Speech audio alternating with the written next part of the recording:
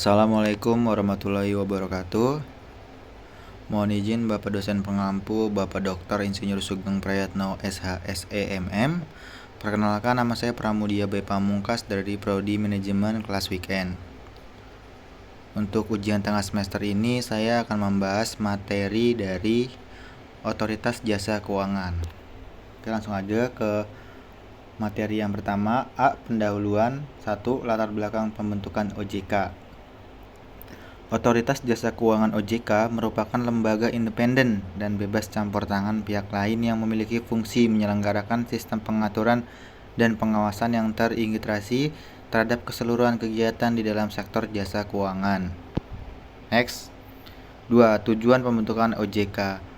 Pada pasal 4 Undang-Undang Nomor 21 Tahun 2011 tentang OJK menyebutkan bahwa OJK dibentuk dengan tujuan agar keseluruhan kegiatan di dalam sektor jasa keuangan terselenggara secara teratur, adil, transparan, akuntabel, dan mampu mewujudkan sistem keuangan yang tumbuh secara berkelanjutan dan stabil, serta mampu melindungi kepentingan konsumen maupun masyarakat.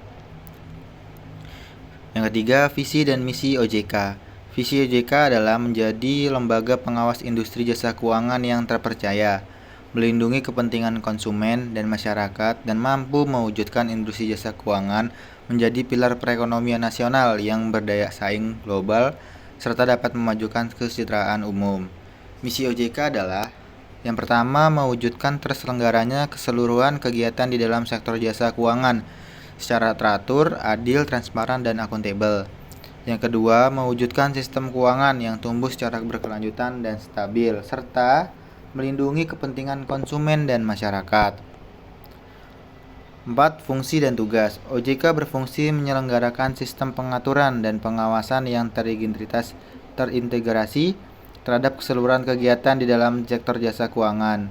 Sementara berdasarkan pasal 6 dari Undang-Undang Nomor 21 Tahun 2011, tugas utama OJK adalah melakukan pengaturan dan pengawasan terhadap A. Kegiatan jasa keuangan di sektor perbankan, B. Kegiatan jasa keuangan di sektor pasar modal, C. Kegiatan jasa keuangan di sektor perasuransian, dana pensiun, lembaga pembiayaan, dan lembaga jasa keuangan lainnya.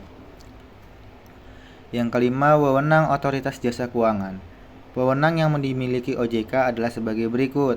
Yang pertama, terkait khusus pengawasan dan pengaturan lembaga jasa keuangan bank yang meliputi perizinan untuk pendirian bank, pembukaan kantor bank, anggaran dasar, rencana kerja, kepemilikan, kepengurusan, dan sumber daya manusia, merger, konsolidasi, dan akuisisi bank, serta pencabutan izin bank usaha bank. Lalu ada kegiatan usaha bank antara lain sumber dana, penyediaan dana, produk hibridasi, dan aktivitas di bidang jasa. 6. Nilai-nilai yang terdapat pada OJK.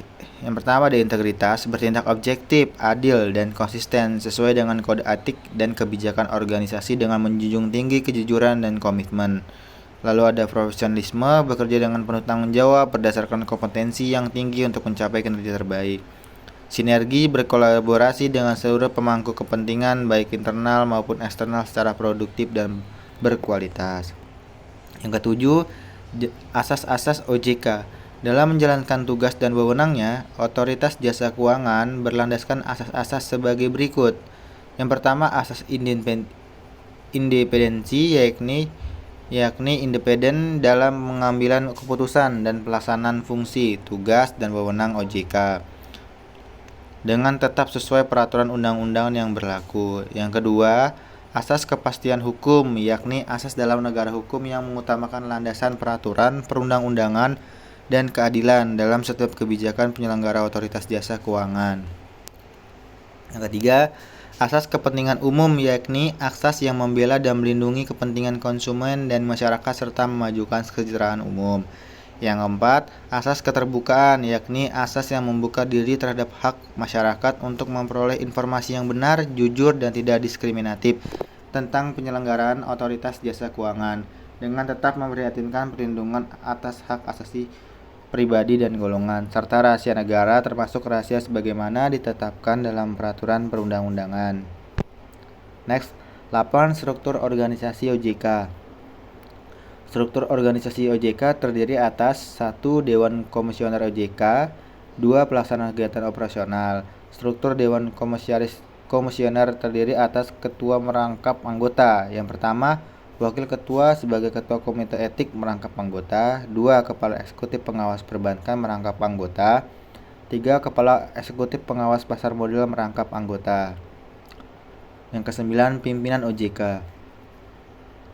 OJK dipimpin oleh 9 Dewan Komisioner yang kepemimpinannya bersifat kolektif dan kolegial. Susunan Dewan Komisioner tersebut terdiri atas seorang ketua, seorang wakil ketua, seorang kepala eksekutif pengawas perbankan, seorang kepala eksekutif pengawas pasar modal, seorang kepala eksekutif pengawas industri keuangan non-bank, seorang ketua dewan audit, seorang anggota yang membidangi edukasi dan perlindungan konsumen, seorang ex officio dari Bank Indonesia, seorang ex officio dari Kementerian Keuangan. B. Strategi OJK untuk merealisasikan visi dan misinya. Strategi yang pertama, mengintegrasikan pengaturan dan pengawasan lembaga keuangan. Tujuannya adalah untuk mengurangi dan menghilangkan duplikasi serta pengaturan yang terpisah-pisah melalui harmonisasi kebijakan. Dengan demikian, akan diperoleh nilai tambah berupa peningkatan efisiensi dan konsistensi kebijakan pengurangan arbitrasi, sehingga yang kedua, mendorong kesetaraan dalam industri keuangan, pengurangan biaya terhadap industri dan masyarakat. Integrasi akan mengacu pada arsitektur pengembangan sektor jasa keuangan yang mensinergikan berbagai master plan yang telah disusun sebelumnya di Bank Indonesia dan Bapepam LK. Next. Strategi yang kedua, meningkatkan kapasitas pengaturan dan pengawasan. Strategi ini ditempuh melalui adopsi kerangka peraturan yang lebih baik dan disesuaikan dengan kompleksitas, ukuran, integritas, dan konglomerasi sektor keuangan. Selain itu juga akan dikembangkan metode pengawasan termuktahir dan tersifat holistik bagi seluruh sektor keuangan, termasuk penyempurnaan metode penilaian risiko dan deteksi dini permasalahan di lembaga keuangan. C. Tata kelola OJK. Yang pertama ada Dewan Komisioner.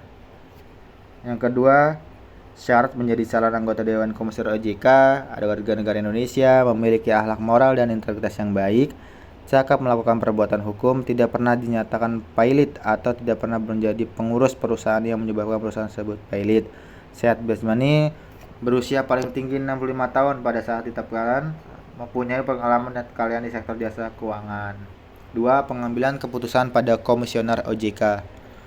Setiap anggota Dewan Komisioner memiliki hak untuk memberikan pendapat dalam setiap proses pengambilan keputusan Dewan Komisioner dan memiliki hak suara pada saat keputusan ditetapkan berdasarkan suara terbanyak. Yang ketiga, pengawas OJK dan laporan pertanggungjawaban. OJK diawasi oleh DPR, dalam hal ini Komisi 11 sebagai bagian dari akuntabilitas publik. OJK wajib menyusun laporan keuangan yang terdiri atas laporan keuangan 3 bulan, semester, dan tahunan.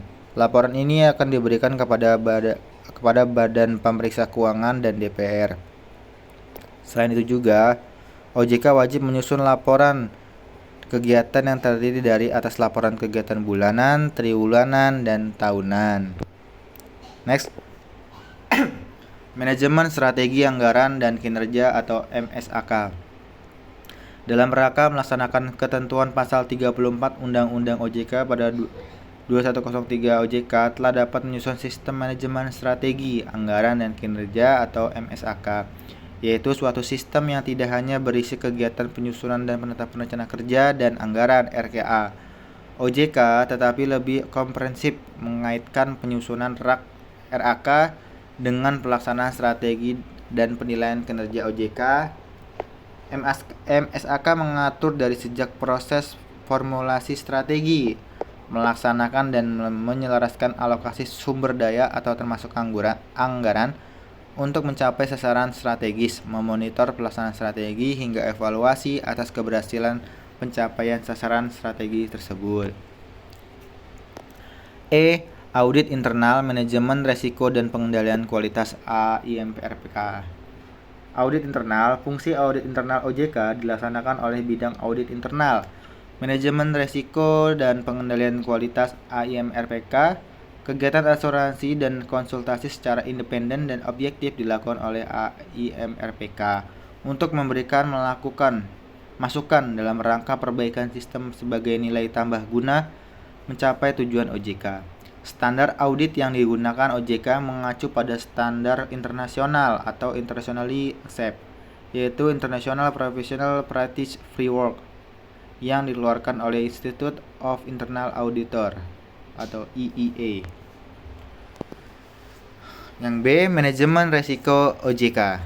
Untuk mendukung pencapaian tujuan OJK, penerapan manajemen resiko OJK atau MROJK secara efektif, efisien, konsisten, dan berkesinambungan menjadi hal yang penting yang harus dilakukan oleh OJK.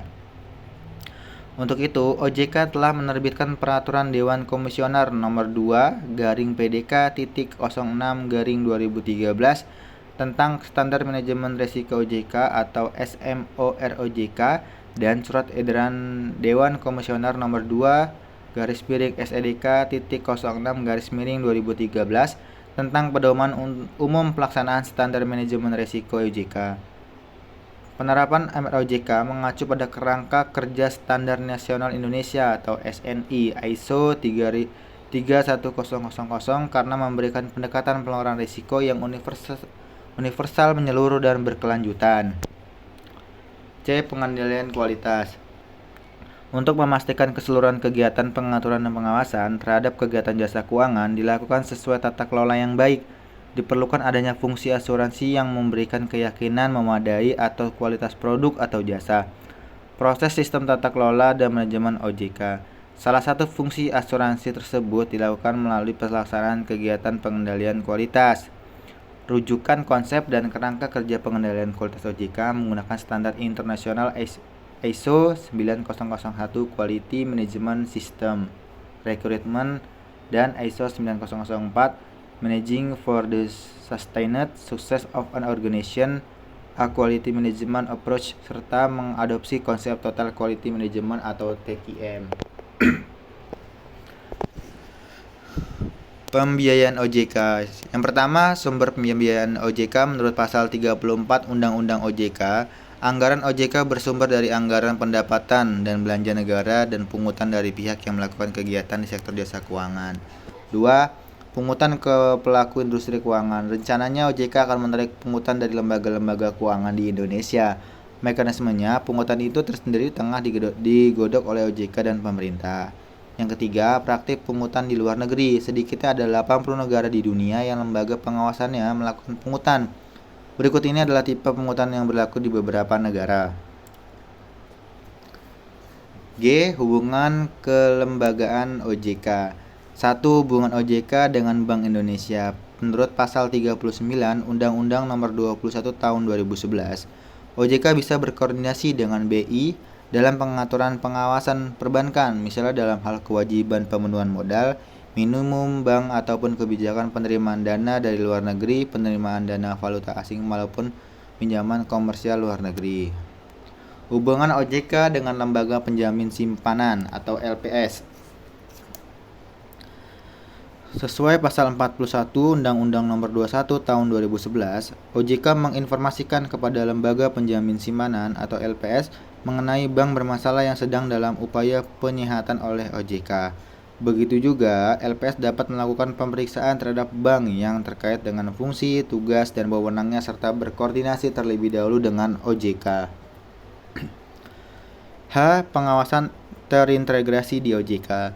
Perbedaan pengawasan sebelumnya dengan pengawasan di bawah OJK. Pengawasan di bawah OJK dilandasi semangat untuk memberikan perhatian kepada perlindungan dan edukasi bagi konsumen. Edukasi dan perlindungan konsumen keuangan diarahkan untuk mencapai dua tujuan utama. Yang pertama, meningkatkan kepercayaan dari investor dan konsumen dalam setiap aktivitas dan kegiatan usaha di sektor jasa keuangan. Kedua, memberikan peluang dan kesempatan untuk perkembangan sektor jasa keuangan secara adil, efisien, dan transparansi.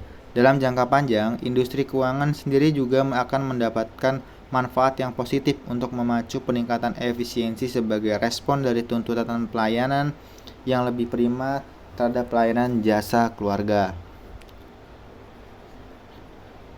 Yang kedua, latar belakang diberlakukannya pengawas terintegrasi.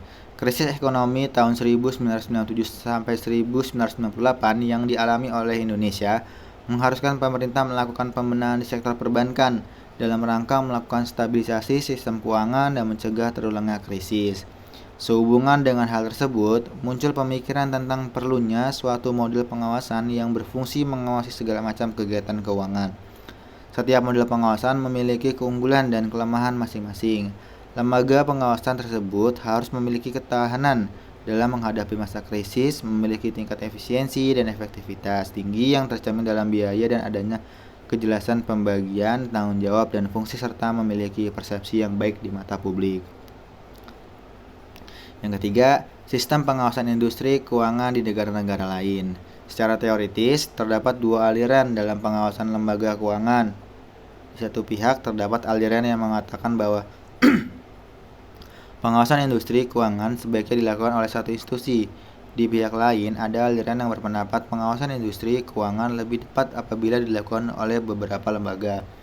Di Inggris contohnya, industri keuangan diawasi oleh Financial Supervisory Authority atau FSA, sedangkan di Amerika Serikat, industri keuangan diawasi oleh beberapa institusi atau SEC, Securities and Exchange Commission, misalnya mengawasi pasar modal, sedangkan industri perbankan diawasi oleh Federal Reserve atau The Fed, FDIC, Federal Deposit Insurance Corporation, dan OCC, Office of the Comptroller of the Currency. 4. Satgas Waspada Investasi. Satuan Tugas Penanganan Dugaan Tindakan Melawan Hukum di Bidang Pengelolaan Investasi atau Satgas Waspada Investasi dibentuk berdasarkan surat keputusan Ketua Bapepam LK nomor Kep 208/BL/2007 yang ditetapkan pada 20 Juni 2007 yang terakhir diperpanjang dengan surat keputusan Ketua Bapepam LK nomor Kep 124/BL/2012 yang ditetapkan 19 Maret 2012. Satuan tugas Satgas ini merupakan hasil kerjasama beberapa instansi terkait yang meliputi yang pertama, regulator OJK, BI, Bapepti, Kementerian Perdagangan, dan Badan Koordinasi Penanganan Modal BKPM, Kementerian Koperasi dan UKM. Kedua, ada penegak hukum, Polri, Kejaksaan Agung. Lalu yang ketiga, pendukung Kementerian Komunikasi dan Informasi atau PPATK. Oke, baik, presentasi dari saya pada ujian tengah semester ini. Saya mohon maaf bila ada tulisan kata yang kurang tepat atau pengucapan kalimat yang kurang tepat. Saya akhiri presentasi pada kali ini. Wassalamualaikum warahmatullahi wabarakatuh.